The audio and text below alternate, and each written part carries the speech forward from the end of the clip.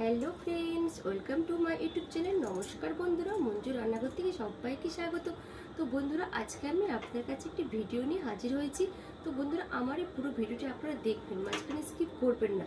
আপনারা যদি স্কিপ করেন তো গুরুত্বপূর্ণ টিপসগুলো আপনারা মিস করবেন। তখন আমি যে রেসিপিটি করেছি আপনারা যদি বাড়িতে বানান তখন আর পারফেক্ট হবে না, স্বাদ ভালো লাগবে না। তো তার জন্য বন্ধুরা, আপনাদের কাছে আমার অনুরোধ রইল, আপনারা ভিডিওটি স্কিপ করবেন না, পুরো ভিডিওটি দেখুন। আজকে রেসিপিটি হলো সাবুর ভুজিয়া। তো বন্ধুরা, মুখরোচক খাবার, চা কফির সঙ্গে খেলে মুখে লেগে থাকবে অসাধারণ মুখরোচক জিনিস, সময় পাস হয়ে যাবে এই খাবারটি নিয়ে বসে গেলে। তো বন্ধুরা, আমার চ্যানেলে নতুন শ্রোতা হলে চ্যানেলটি সাবস্ক্রাইব করার অনুরোধ রইল। আপনাদের হাতের কাছে যে নোটিফিকেশন বেল আইকনটি প্রেস করে অল করে দেবেন, যে নতুন নতুন ভিডিওগুলো ছাড়বো সরাসরি আপনাদের কাছে পৌঁছতে পারে। তো বন্ধুরা, আপনাদের যদি এই ভিডিওটি দেখে ভালো লাগে আপনারা লাইক, কমেন্ট, শেয়ার করতে ভুলবেন না। তো আজকের ভিডিওটি স্টার্ট করা যাক। সাবুর ভুজিয়ার জন্য বন্ধুরা প্রথম আমি সাবুটা রেডি করে নেবো। তো বন্ধুরা দেখুন, আমি নিয়ে নিচ্ছি 1 কাপ সাবু। তো বড় দানা সাবু নিয়েছি দেখুন জেকে সাবু নিয়েছি কোম্পানি। আর আমি নিয়েছি দেখুন দু রকম কিন্তু সাবু হয়, আমি নিয়েছি বড় দানার সাবু। এবার আমি সাবুটাকে এর মধ্যে ঢেলে দেব। ঢেলে দিয়ে সাবুটাকে আমি সরিয়ে দিচ্ছি। এবার আমি নিয়ে নিচ্ছি একটি গাজর আর একটি আলুটাকে আমি ভালো করে ছাল ছাড়িয়ে ধুয়ে নিয়েছি। এবার আমি একটি গ্রেটারের সাহায্যে গ্রেট করে নেব। তো আপনারা ছোট যে গ্রেটারগুলো হয় সেগুলোতেও করতে পারেন। তো আমি একটু বড় গ্রেটার দিয়ে এটাকে ঘষে নিচ্ছি। দেখুন বন্ধুরা, আমি পুরো আলুটা দিচ্ছি না, কারণ সাবুটা তো আমি 1 কাপ দিয়েছি, তো গোটা আলুটা আমি দিচ্ছি না। এর সঙ্গে এবার আমি অ্যাড করে দেবো এই গাজরটাকেও এইভাবে গ্রেট করে নেব। তো গাজরটা আপনারা দিতেও পারেন, নাও দিতে পারেন, সেটা আপনাদের পছন্দ অনুযায়ী দেবেন। গাজরটা আমি পছন্দ করি তাই আমি দিচ্ছি, আপনারা নাও দিতে পারেন, বা আলুও আপনারা নাও দিতে পারেন, শুধু সাবুরও ভালো হয়। এবার আমি ভালো করে এগুলোকে ভালো করে 2-3 বার করে ধুয়ে চিপে একবারে যে ঘোলা জলটাকে বের করে দেব। গাজরও আমি আর দিচ্ছি না, এবার আমি বন্ধ করে দিলাম। বন্ধুরা, আমি ভালো করে 4 থেকে 5 বার ধুয়ে নিয়েছি। নিয়ে দেখুন একেবারে ফ্রেশ পরিষ্কার হয়ে গেছে, জলটাও দেখুন ফ্রেশ হয়ে গেছে। এবার আমি চিপে চিপে এগুলোকে উঠিয়ে নেব। এইভাবে যতটা পারবো চিপে উঠিয়ে নেব। দিয়ে দেখুন আমি একটি থালার মধ্যে একটি টাওয়াল দিয়ে দিয়েছি, মানে কিচেন টাওয়াল। এর মধ্যে যাতে জলটা টেনে নেয় সেজন্য এভাবে ছড়িয়ে দিচ্ছি, যাতে এর যে আলগা জলটা না থাকে এই কিচেন টাওয়ালের মধ্যে এটা টেনে নেবে। দিয়ে আমি ছড়িয়ে দিচ্ছি এভাবে। বন্ধুরা, প্রথমে আমি একটা মশলা বানিয়ে নেব। দেখুন গ্যাসটা আমি লো করে দিয়েছি। এবার আমি প্রথম শুকনো লঙ্কাটাকে শুকনো খোলায় ভালো করে ভেজে নেব। শুকনো লঙ্কাটা দেখুন হয়ে গেছে ভাজা। এর মধ্যে বা দিয়ে দিলাম আমি গোটা জিরেটাও দেখুন ভাজা হয়ে গেছে। এবার আমি দিয়ে দেবো ধনে গুঁড়ো, কারণ আমার হাতের কাছে গোটা ধনে নেই, তার জন্য আমি গ্যাসটা অফ করে দিলাম। দিয়ে এবার এর মধ্যে দিয়ে দেবো ধনে গুঁড়ো 1 চামচ দিয়ে দিলাম ধনে গুঁড়ো। এটাকে এবার আমি পেস্ট একটু শিলে একটু পেস্ট করে নেব, বা আপনারা মিক্সারও পেস্ট করে নিতে পারেন। এটাকে আমি একটু এবার গুঁড়ো করে নেব।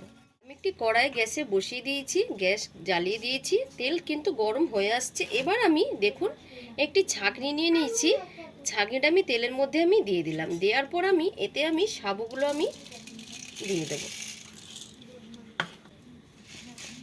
এবার এটাকে এইভাবে নাড়তে থাকবো, কারণ এইভাবে কেন দেখাচ্ছি, যাতে আমার তুলতে সুবিধা হয়। কারণ না হলে তেল থেকে তুলতে তুলতে অনেক হয়তো সাবু কালো হয়ে যেতে পারে, তুলতে অসুবিধে হয়। আপনারা যেভাবে আপনাদের সুবিধা হয় সেভাবে করবেন। তেলটাকে প্রথমে হিট করে নেবেন, নেওয়ার পর আপনারা এমনি ঢেলেও করতে পারেন, বা এভাবে ছাঁকনি বসিয়েও করতে পারেন।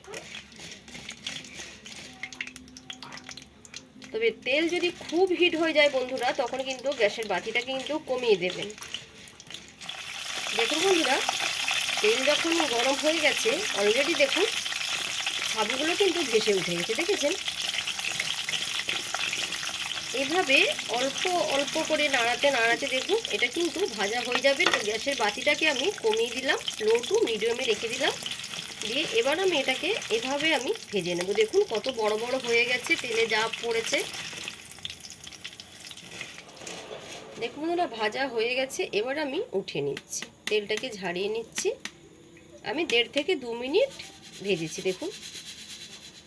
এবার আমি এটাকে উঠিয়ে দিলাম। এবার বন্ধুরা আমি লাস্টের যে অল্প আছে আমি দিয়ে দিলাম, এমনি তেলের মধ্যে আমি দিয়ে দিচ্ছি, কারণ সবার তো হয়তো ছানটা এরকম নেই, তার জন্য আমি এইটা আপনাদেরকে এভাবেও একবার দেখিয়ে দিলাম। দেখুন কত সুন্দর, দেখুন ফুলে গেছে আর খইয়ের মতো ফেটে ফেটে উঠছে। ভাজা হয়ে গেছে, এবার আমি উঠিয়ে নেব, তেলটা ঝরিয়ে নেব। দিয়ে আমি এভাবে আমি সবগুলোকে উঠিয়ে নেব। নিয়ে নিচ্ছি চিনে বাদাম। দেখুন বাদামটাও আমি ছাঁকনির মধ্যে দিয়ে দিচ্ছি তোলার সুবিধার জন্য। বাদাম ভাজা হয়ে গেছে, আমি তেলটা ঝরিয়ে নিলাম। এবার আমি একটি শুকনো বাটিতে আমি এটাকে রেখে দিচ্ছি। এবার আমি নিয়ে নিচ্ছি দেখুন কারিয়া পাতা। আমি ভালো করে অনেকক্ষণ আগে ধুয়ে জল ঝরিয়ে নিচ্ছি, কারণ কারিয়া পাতা কিন্তু তেলে দিলে কিন্তু ফাটতে থাকে, ওই জন্যে আমি খুব সাবধানে কিন্তু আপনারা ভাজবেন। আমি অনেকক্ষণ আগে কিন্তু এটাকে জল ঝরিয়ে নিয়েছি, তাতেও দেখুন অল্প অল্প কিন্তু ফেটে ফেটে উঠছে। কারিয়া পাতা ভাজা হয়ে গেছে, এটাকেও আমি এবারে একটি পাত্রের মধ্যে রেখে দিই। আমি যে গ্রেট করে রেখেছিলাম যে আলু আর গাজর, সেটাকে এবার আমি এই ছাঁকনির সাহায্যে ভেজে নেব। দেখুন হয়ে গেছে, আলু আর গাজরও ভাজা দেখুন হয়ে গেছে মুচমুচে। আমি এটাকেও আমি তেল এভাবে ঝাড়িয়ে আমি অন্য একটি পাত্রে আমি ঢেলে দিচ্ছি। দিয়ে আরও যে গাজর আলুগুলো আছে ভালো করে আমি ভেজে নেব। ভেজে নেওয়া সাবু আমি এবার নিয়ে নিয়েছি। এর মধ্যে এবার আমি কিছু কিছু মশলা আমি মিশিয়ে দেব। আমি প্রথমে দিচ্ছি বিট লবণ, এরপরে আমি যে ভাজা মশলাটা যে দেখিয়েছিলাম আমি যে গুঁড়িয়েছি জিরে ধনে আর শুকনো লঙ্কা, সেইটা আমি অল্প দিয়ে দিলাম। এটা কিন্তু বন্ধুরা ভাজা মশলাটা কিন্তু দেবেন, না হলে কিন্তু ভালো লাগবে না। এবার আমি দিয়ে দিলাম চিনে বাদাম যে আমি ভেজেছিলাম সেই চিনে বাদাম আমি দিয়ে দিলাম। এরপর আমি দিয়ে দেব কারিয়া পাতা। আমি যে কারিয়া পাতাগুলো ভেজে রেখেছিলাম এগুলোকে আমি এর মধ্যে আমি দিয়ে দিলাম। তো বন্ধুরা এই যে রেসিপিটি আজকে আমি আপনাদের সঙ্গে দেখাচ্ছি, আপনারা চা কফি সঙ্গে কিন্তু খেয়ে দেখবেন, দারুণ দারুণ লাগবে, মুখরোচক খাবার। এবার আমি দিয়ে দেব ভেজে রাখা আলু আর গাজর। তো বন্ধুরা আপনারা কিন্তু এগুলোকে অনেক দিন ধরে রাখতে পারবেন, এয়ারটাইট কন্টেনারে আপনারা কিন্তু অনেক দিন রাখতে পারবেন। তো আপনাদের যদি পছন্দ না হয় আলু গাজরটা ছাড়া, আপনারা বানিয়ে খেয়ে দেখবেন। তো সব গাজর আর আলু ভাজাটা সবটাই আমি এর সঙ্গে আমি দিয়ে দিচ্ছি। আরও একটু আমি দিয়ে দিলাম এমনি লবণ। আমি প্রথম দিয়েছিলাম বিট লবণ, এবার আমি স্বাদ অনুযায়ী আরও একটু লবণ আমি দিয়ে দিলাম, কারণ আমি যে ভাজাগুলো আপনাদেরকে দেখিয়েছি সেই কোনো ভাজার মধ্যে কিন্তু লবণ দেওয়া ছিল না, তার জন্যে আমি স্বাদ অনুযায়ী লবণটা আমি দিয়ে মিশিয়ে নিলাম। হয়ে গেল সাবুর ভুজিয়া। সবশেষে দিয়ে দিলাম ঝুরি, আপনারা চানাচুরও দিতে পারেন বা ঝুরিও দিতে পারেন। এটা কিন্তু টেস্টের জন্যে আমি দিলাম, এটা কিন্তু একেবারে অপশনাল, যদি আপনারা পছন্দ না করেন নাও দেবেন। এতক্ষণ আমার পুরো ভিডিওটি দেখার জন্য আপনাদের কাছে অসংখ্য ধন্যবাদ। আবার আমি নতুন ভিডিও নিয়ে আপনাদের কাছে হাজির হব। ভালো থাকুন, সুস্থ থাকুন, টাটা।